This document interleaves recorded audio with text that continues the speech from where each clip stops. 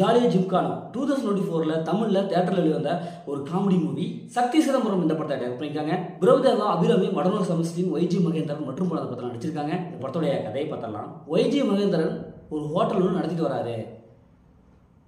இந்த ஹோட்டலுக்கு மிகப்பெரிய ஒரு ஆர்டர் ஒன்று ஒரு அரசியல்வாதி தராரு. கடைசியாக பணம் தராமல் ஏமாத்திடுறாங்க. உடனே ஒய்ஜி மகேந்திரனுடைய பேத்திகள் மடனூர் செபஸ்டியன், அபிராமி இவங்க அந்த அரசியல்வாதி மேலே கேஸ் போட்டு எப்படியாவது பணத்தை வாங்கிக்கலாம்னு சொல்லிட்டு ஒரு வக்கீல் ஒருத்தர் பார்க்க போகிறாங்க. அந்த வக்கீல் தான் படத்துடைய ஹீரோ பிரபுதேவா. அவரு ஒரு ஹோட்டல் ரூமில் தங்கியிருக்காரு. அங்கே போய் பார்க்கறதுக்கு போகும்போது அங்கே கொலை செய்யப்பட்டு இறந்துருக்காரு. உடனே இங்கே பார்த்தோன்னா ரொம்ப ஷாக் ஆகிடுறாங்க. என்னடா அது கொலைப்படி நம்ம விழுந்துருமே அப்படின்னு சொல்லிட்டு அப்படியே அப்செட் ஆகிடுறாங்க. இறுதியில் மடனூர் செபஸ்டியன், அபிராமி இவங்க ரெண்டு பேரும் எப்படி அந்த கொலைப்படியிலேருந்து தப்பிக்கிறாங்க, இவங்க அரசியல்வாதிகளை கேஸ் போட்டு அந்த அமௌண்ட்டை இவங்க பெற்றாங்களா இல்லையா, பிரபுதேவா யார் கொலை செஞ்சது, இறுதியில் என்னாச்சு அப்படிங்கிறதா இந்த படத்துடைய வாணை. இப்போ இந்த படத்துடைய பாசிட்டிவ்னு பார்த்தாவே படத்தில் நடித்த எல்லாரும் ஓரளவுக்கு சூப்பராக பர்ஃபார்ம் பண்ணியிருக்காங்க. படத்துடைய மியூசிக் ஓரளவுக்கு நல்லாயிருக்கு, பாட்டு நல்லாயிருக்கு, படத்துடைய கேமராங்களும் நல்லாயிருக்கு.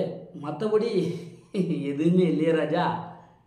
ஏப்பா படம் காமெடிங்கிற பேரில் எப்படி எடுத்தாலும் பார்த்துருவாங்க, எப்படி எடுத்தாலும் பார்த்துடலாம், நம்ம எடுக்கிறதா படம் அப்படிங்கிற மாதிரி எடுத்து வச்சுருக்காங்க. இப்போது காமெடி துளி கூட இல்லை.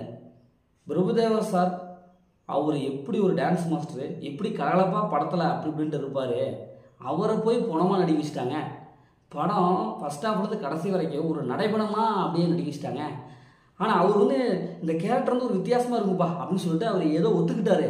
ஆனால் சொல்ல வந்த ஸ்க்ரீன் பிளே ரொம்ப சொதப்பிட்டாங்க.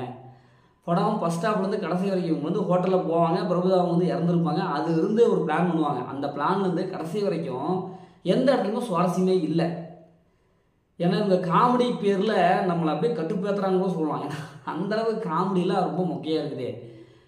அதுவும் இன்னும் படம் கிளைமேக்ஸ் போக போக எந்த விதமான ட்விஸ்ட் அண்ட் டர்னிங்கே இல்லை. ஸ்க்ரீன் பிளே பொறுத்தளவுக்கு இப்படி தான், இது மாதிரி தான் இருக்குது. இந்த பாட்டு ஓரளவுக்கு நல்லா இருக்குது. அந்த டபுள் மீனிங்கில் வரும் அந்த பாட்டு அப்படின்ட்டு ஓரளவுக்கு ஹிட் ஆகி போச்சு.